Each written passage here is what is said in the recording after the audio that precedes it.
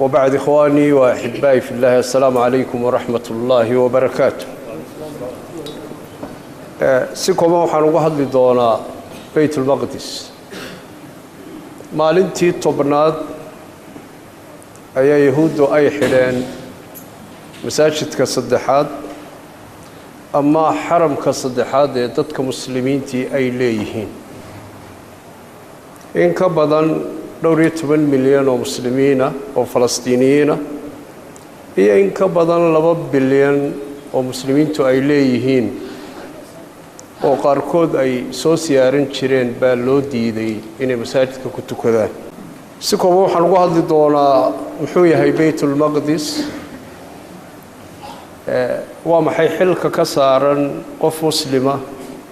oo dunida ku nool oo inagu aynu ka mid nahay oo ku dhawaaqay kalimatu laa ilaaha illa allah muhammadur rasuulullah.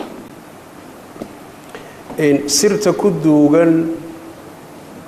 إن الصهيونية العالمية لما كمان دنيا هايستا عدو كوا كتابك إلهي يسنها رسولك يقفك مسلم كا ومحي وتشدد أي كليهم بيت المقدس. كورنت أنا كجواب سؤالها نوع عاصة وحاضها بون إنه ظلمرنا قدس إيو آيات كقصة أروري يا حديث رسولك عليه الصلاة والسلام وكتل المامي وحاويح. بعد أعوذ بالله من الشيطان الرجيم. سبحان الذي أسرى بعبده ليلا من المسجد الحرام إلى المسجد الأقصى الذي باركنا حوله لنريه من آياتنا إنه هو السميع البصير. إلهي بان سهن إلهي دلمي رسول كيسا من المسجد الحرام كدلمي مساجدك حرمك إلى المسجد الأقصى الذي باركنا حوله إيجي مسجد الأقصى. وحرمتي حسد مضن سيدا تاريخ ذا كسوغا الإمام البخاري مسلم أي وريين الإسراء والمعراج iyadoo dhulkaasi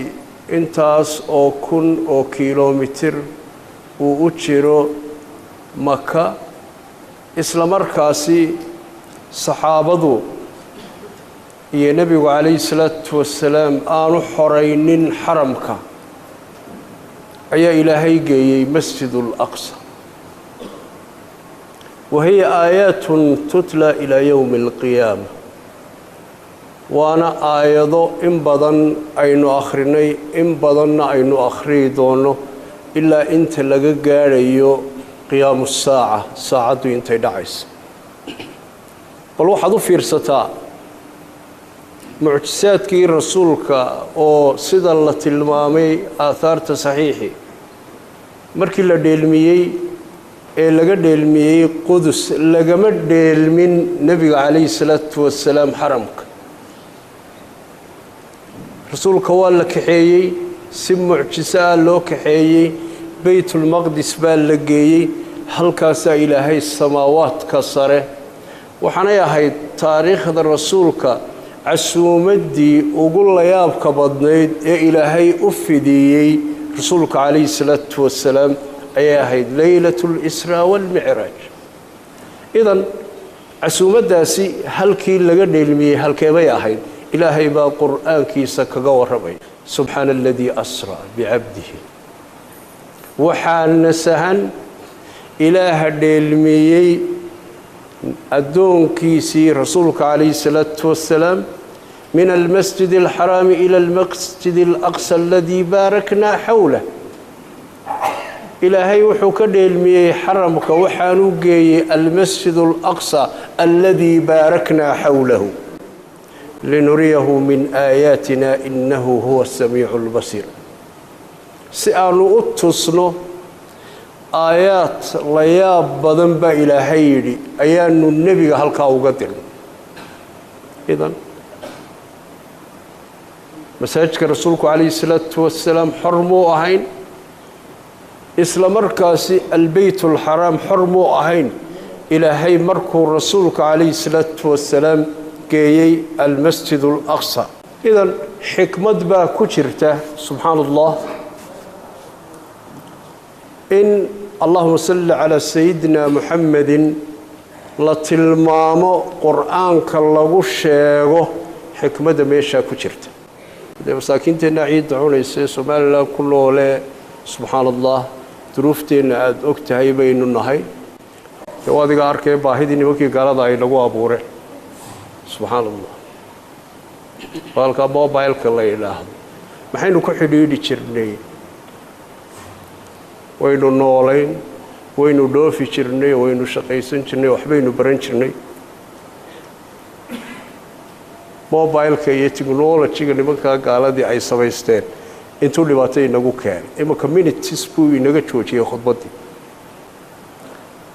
markaad imanka miyigeenna u baxdo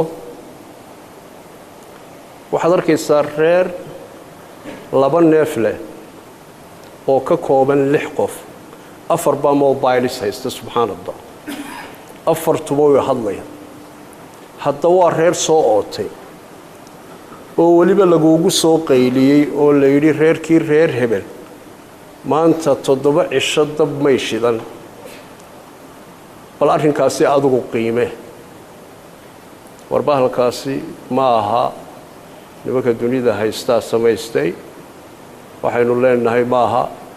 xataa yaxya cayaash imanka qudus ninkii ugu qiimaha badnaa ee ugu tababarka badnaa ee falastiiniyiinta xarakatulqasaam asaasay nimanka gaalo habeen iyo maalin ay ka seexan waayeen wixii lagu dilay wuxuu ahaa mobile buu ahaa iyagoo technologyga isticmaalay marka baaraka allahu fiikum intaynu masaajidka joognana iska daa inaad ku hadasho calal aqal waa inaad dee miniteskaas aynu ku sawirno oo qofku iska baktiyo baaraka allahu fiikum xadiiska bukhaari iyo muslim ay wariyeen laa tashuddu alrixaalu ilaa 3 masaajid looma adkaysan karo oo looma guuri karo oo alaab loolama raran karo ilaa 3 masaajid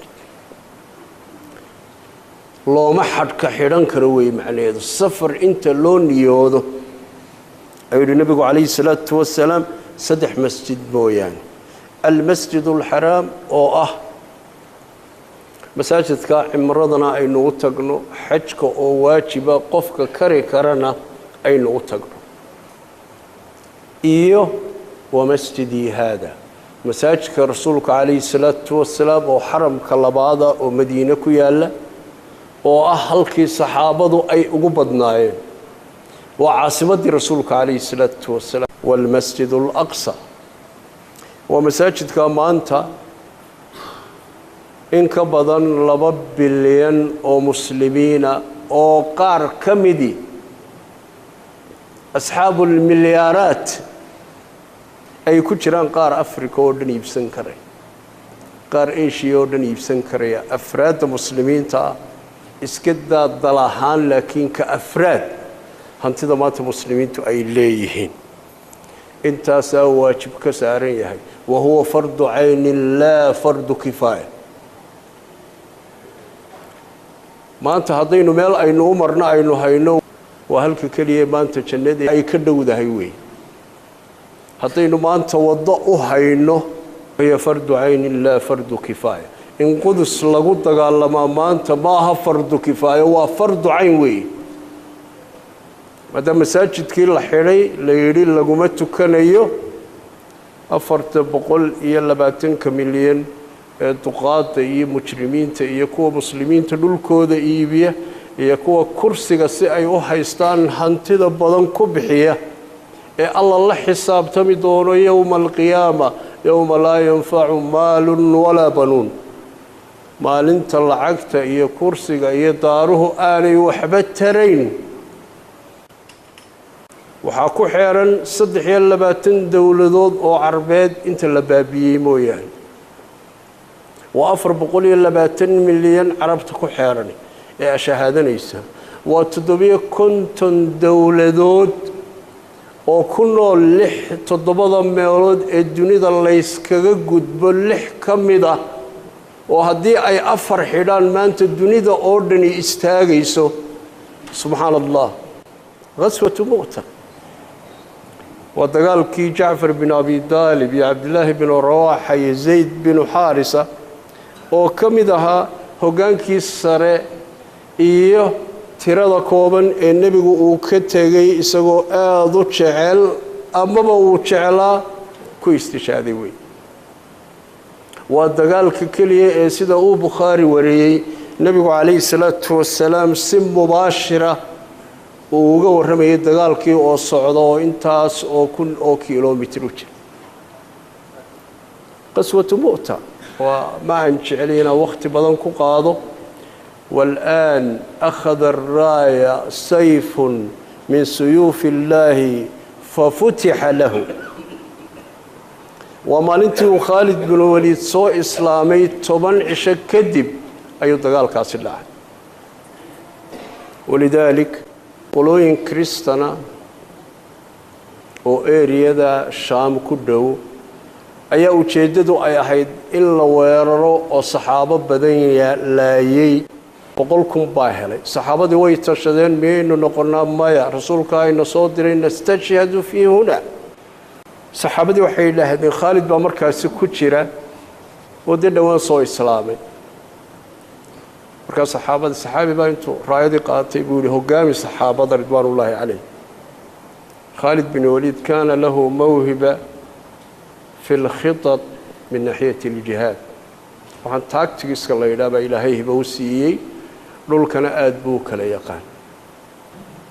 isla markiiba waxa la yiraahdaa ciidankii buu laba u qaybiyay meel yar oo uuro ciida ayaa waxa uu ku yiri 150 oo faras ayuu nin walba 100 goor ku soo wareeg xawliga ugu dheer ee farasku uu socdo waa meel ka dambaysa way waxa la yiraahdaa boorkii isqabsaday muslimiintii iska daa gaaladii intuu meeshii oo dhan xidhay dabeeta gaaladii baa saahamisay waxay ilaahdeen boorkaasi intee kicin karta inta le waa saxaabada dabadoodii waxay ku qiyaaseen 100,000 oo faras in ay kicin karaan dabeeta waxayna war 3,000 baynu u taaglaayno aynu riixi kari weynay bal ka warrama haday 100,000 oo kale ku soo biireen saxaabada intii hadhay halkaas ku soo nabadgeliyay Khalid bin Walid radiyallahu anhu dagaalkii labaad ee rasuulku uu Shaam ku qaaday si Qudus loogu dhawaado wuxuu ahaa qaswatu Tabuk 30,000 oo saxaabi ayuu nabigu saaray وهذا هو الجهاد الثاني الذي وجه إليه رسول الله صلى الله عليه وسلم نحو الشام وانا دغالك اوغتين كعب بن مالك iyo saxaabadii lamidka ahayd qofka ka hadhay lagu xukumay inaan xataa gabadhiisu aani kaaga dhawaan saxaabadii lagu kalsoon konton maalmood baa la cuno qabatay saxaabadii iimaankooda lagu kalsoona laakiin jihaadka ka dib dhacay وفعلا يا رسول الله تخلف فلان إن كان به خيرا فسيلحقه الله بكم وإن كان به غير ذلك فقد أراحكم الله به يعني وقت كل سبحان الله باهب بدني شرته تذكر دبات أي هاي ستكوليل كي أبارتي برجع دويت إن صومرتي وقت هذا بوه شهاد كمر كلك markaas waa socod dheer waa saxraa baa la maraya hebel baa dib dhacay in kaana bihi khayran fasayulhiquhu Allah bikum adu inuu khayr leeyahay ilaahay baa idin soo haleeshin wa in kaana bihi ghayra dalik faqad arahakum Allah bihi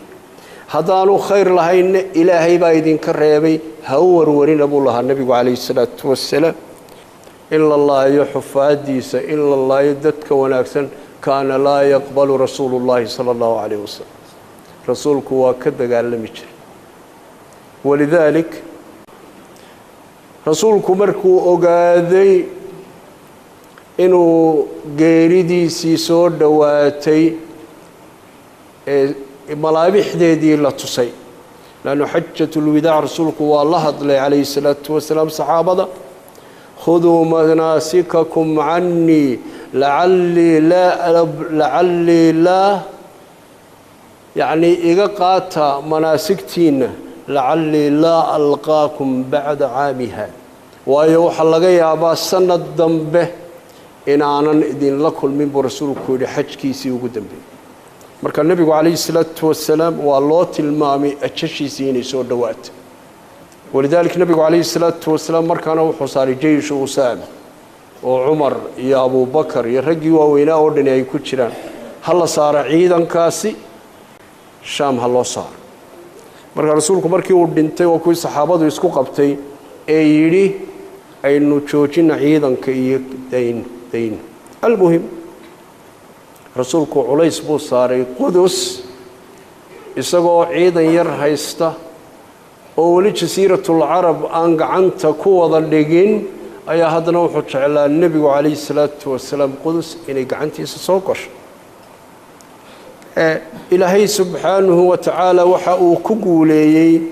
saxaabiga loo yaqaano cumar bnu khadaab radia allahu canhu ayaa uu ku guuleeyey xadiiska alimaam albayhaqi uu wariyey jaabir bnu cabdillaahi bisanadin xasanin uu ku soo saaray bayhaqi salaatun fi lmasjidi alxaraami bimi'ati alfi salaatin wa salaatun fi masjidi bialfi salaatin wa salaatun fi beyti almaqdisi b500 salaatin saddexda masjid ee qudus ay ka mid tahay rasuulku wuxuu leeyahy xaramka salaada lagu tukadaa waa 100,000 oo salaado salaada lagu tukadaa masaajidkaygana waa 1,000 salaadood buu yidhi rasuulku calayhi salaatu wasalaam salaada lagu tukado baytulmaqdisna waa 500 oo salaad subxaana allahdeedu waa 500 oo salaad yacnii witrigeedu waa 500 camal wal oo la qabto oo qudus gudihiisa lagu qabto oo ilaahay dartii loo qabto 500 oo goor buu u dhigmaa camalka qofku uu halkaa ku qabta idan waxa ay tilmaamaysaa fadliga uu leeyahay baytulmaqdis qaala ibnu kasiirin fii tafsiiri qowlihi baaraknaa xawlahu ay biاlzuruuci waاlhimaari waqaala ibnu اljawsi baaraknaa xawlahu ay ana allaha yacni بارك حولها الأنهار وأنبت الثمار وقيل لأنها مقر الأنبياء ومهبد الملائكة سائل الإمام ابن كثير يا ابن الجوزي يا أيمدي ووينيد شام محا سوريا ما أنت لقوا بربوريا سبحان الله تذكرني سوريا تجي دمشق كلها قحوتيga ku tagay iyadoo daqiiqad ogoyd ka talinaya guryahan imika maanta inagu aynu idhaahno 24/18 ama 60 iyo 40 ama 60 iyo 80 aynu idhaahno guryaha waaweyn aynu u naqaano iyo reerka oo dhan wuxuu ku nool yahay iskuuladooda iyo wuxuudoo dhan $250 baa ku filan wuxuu hadal Suuriya shay dibadda ay ka keenaan aan jirin xataa warshadaha Yurub iyo Mareykan mid kaliya la soo iibin jiray dib looguma noqon jirin xabadda marka la soo iibiyo Suuriya meel kaliya waxba kama keenin jirin walidaalka waxa weeye in la dagaalamo oo la burburiyo oo 1,000 sanadood dib loo celiyo maadaama ay jaar la tahay yahuudda qasabayahay cidii la doonaha loo isticmaalay miyaad isleedahay maanta kuwa mujrimiinta lacagta badan haysta ee muslimiinta hor fadhiya ee Mareykanka iyo yahuudda laaluusha si ay kuraasida ugu sii fadhiyaan subxaanallah xataa lagama hayo qaarkood maanta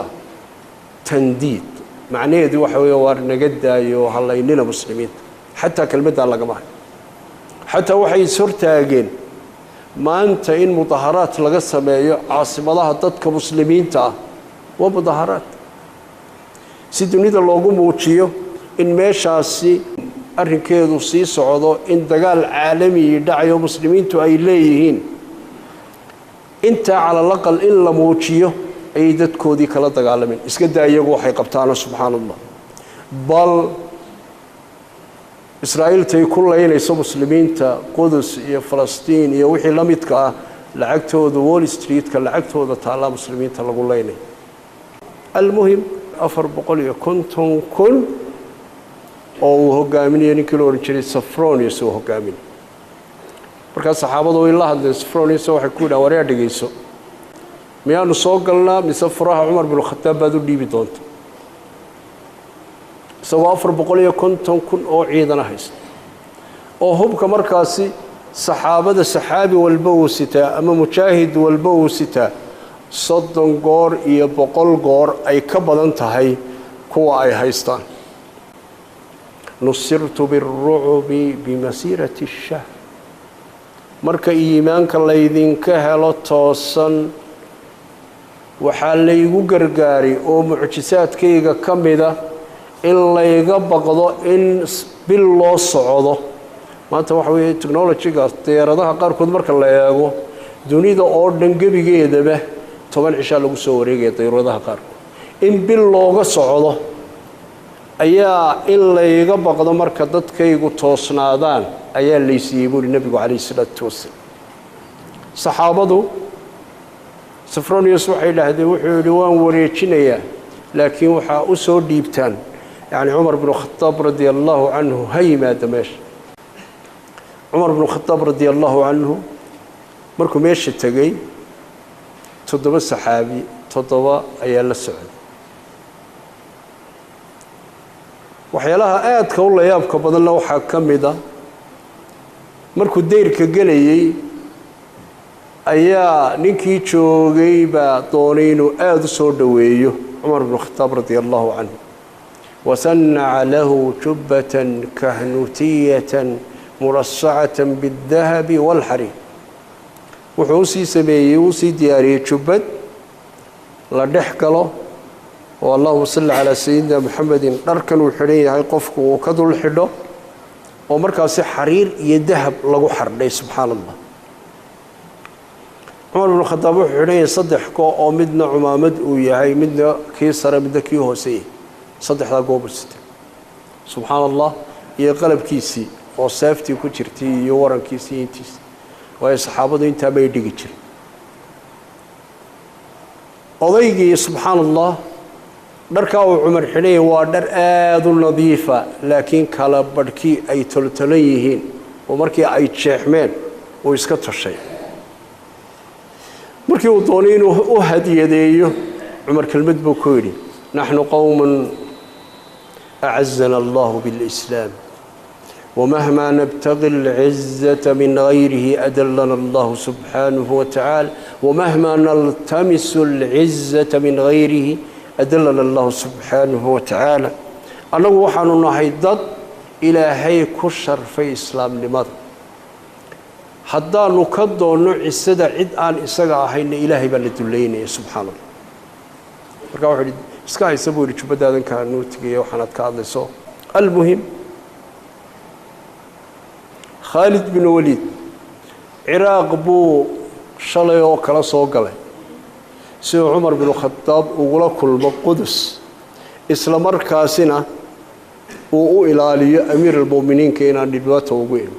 markaas fardaha halkii ka soo eriyay saxaabadii waa Shaam waa Ciraaq dunida oo dhan intaasoo sanadood bay dagaalamayeen oo aanay sarag Umar bin Khattab radiyallahu anhu waa laba arimood in hadii meesha dagaal ka dhaco ay difaacaan amiir al-muuminiinka talabaadna waxa weeye inay la kulmaan amiir al-muuminiinka markuu Ciraaqi mid buu waa balka warramaysid baan ibsan oo beeskan saxaabiga haystay sanad shalay casarkii buu baxay sidan ilaahay uga bartay dhulkana uu aqaano ana ka horeyn doono buu Yazid bin Abi Sufyan oo ficlan waanu ka horeey Umar bin Khattab markuu arkay waxay xidheen duruuc ay gaalada ka dhaceen oo aad u dhalaalayso wanimakida gaalada ahaa kibray iyagu diracu barigii hore wuxuu ahaa waa shabag shaandha oo iswada haysto wada silsilada oo qofka ka ilaaliya waxa nimanka pillar proofka ay yiraahdaan oo kale oo seefta iyo waranka iyo gaashaanku qofka ka ilaaliya dhaawiciisa laakiin iyagu ay qurxisteen oo ay ka sameeyeen macdanaha qaarkood mar allaaliya markii subxaan allah أي عمر بن الخطاب الشيدة سوى إن بدن عمر هذا نسوي وأنا ما كان يدي بيكون في تنوبين خالد بن الدكي بوها وحنا وردروع ذا صار الله بقول مركز عمر بن الخطاب انتو آدو سور دواديبو آدو معانقي خالد بن الوليد رضي الله عنه وحنا ما هدركي وكون هدركي صدركي لما هذا قلت سيدتا لما الله ميدان سيدنا بولي لكن كون وردروع ذا لغو تقالمه وكوي أنو قال ذا كقاضني ما هقار أنو إيبسني أيكون خالد بن الوليد رضي الله عنه المهم خالد يعيد كيسي waxay ilaalinayeen inta amiir al-muuminiinku magaalada galayo sidii buu ku galay mucjisaadka ka dhacay maxaa kamid ahaa meeshaas gaaladii oo dhan ee ku jirtay Qudus qofku wuxuu fuulay meesha ugu dheer si Umar ibn Khattab siduu u eegyahay warku Umar ibn Khattab toddoba qof baa la socday laga bilaabo Madiina ilaa intii Qudus la tagayay مرنا يسقى أول كفولي مرنا وحفولي إن كون شقي إسلام باركتي وصنعت أسطورة كانوا يحتلمون بها روايات كي بنتي رميسنايين متكمدة أيكم التشي أمير المؤمنين هذا الرجل الذي تراه جاءت الدنيا كلها في كفي ولكن أراد أن يكون حاجا دوال عمره waxay tiri ninkaasi arkaysan ee labada maryood ee cad sita adduunyadii oo dhan maanta halkaasay ku jirtaa sacabkiisa labadii boqortooyee dunida haystay oo dhan labadoodii caasimadood ba gacantu ku qabtay walaakin araada an yakuna haajan diwala imri waxay tiri sidoo uu nool yahay wadiga arkaya waxad moodaa xaj dawaafaya صدح مريوض وعد بو كستابيت لو يسمحني أنا لغسلت قدميه كما غسلت المجدلية بعيسى عليه السلام هدو إيه أقلانيو إن اللغيه سمينو وقبر كريستنا سيدي قبر المجدلية أي أمي دين نبي الله عيسى عليه السلام أو وحي رميسنايين وقبر كريستنا عقاهن أمي لها فضل قوليه هاي بقبر داست عمر سياسو قدس كقبصدي أفرتهم كن أو مجاهد با وحنا ضيق صفرونيوس بيس قبتين بند بيس قبتين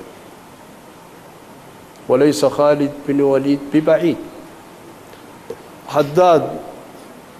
صحيح ويدو هشيس كاسي قضب كاسي سيدي ساعات كو صحيح ويدو وليس خالد ابن وليد ببعيد خالد بن وليد الباب كو تاغن هي دغال بالو كخغنا ابو عمر بن الخطاب رضي الله عنه 2 بليون oo muslimiina ayaa maanta waxay kari laayihiin haday iska daa waxay qabtaano iska daa dagaal halka isaga iska dhig haday maanta yiraahdaan Mareykanku wuxuu leeyahay aan la iibsanin oo kaliya 2 week مريكان كأيان نرشي سيستاجس لكن إلهي سبحانه وتعالى وحلينا نحن نرث الأرض ومن عليها وإلينا يرجعون أرجع أيان نلك نحلينا أي إلهي دمان تودنا حق يجي إيمانين لا تقوم الساعة حتى تقاتل اليهود فيقول الحجر أو الشجر يا مسلم وراء يهودي فاقتله ما أيدعيسو ساعته حتى تقاتل اليهود إلا يهود لدغالنتان فيقول الحجر أو الشجر يا مسلم وراء يهودي فاقتله ودغخو هدله او دغالمه اما جيدكو هدله إلا القرقد جيدكا او تلمامي رسولك عليه الصلاة والسلام وياني وحوي او يراهدو ني يهودي يا مسلم او ايغا دنبيا ما يدعس قيامه أيود النبي عليه الصلاة والسلام المهم قدس إلهي وحن برينا أودين وما أنت وادعو وأكتين هالكين وما أنت إنه تاجلنا هاي إنك أنت إن لقد بوني وحوي إيمانك حد الله قدس إنك ما تودين وين نود عين waxaa kaloo aan baa ku dirayaa beelaha walaalaha ee runtii deegaanka eeda fooq ku jiraya وغير ولا أنا ويسبري ووحول بيسوع وطب إسلامه إلى إن أي توشيان دلك كبحي فلما تأخذ بعض علماء يعني كوكي وحكاية رأي حكومة سومالان إن أخذنا في سيكين تقوم وعلي لغسان لكم ويبارك الله فيكم ألكم وحين وقد عيننا dadka masaajidka dad runtii aad iyo aad ugu qiimo badan masaajidkana in badan wax ka qabtay adoonkaasi khayrka badan leh xanuunsanaya ilaahay caafimaad ha siiyo saacad min saacad ijaabeynu ku jirna caafimaad sareecana ilaahay ha siiyo inta xanuunsanaysa masaajidka joogtay iyo inta inaga baqdan runtii muslimiinta ba ilaahay caafimaad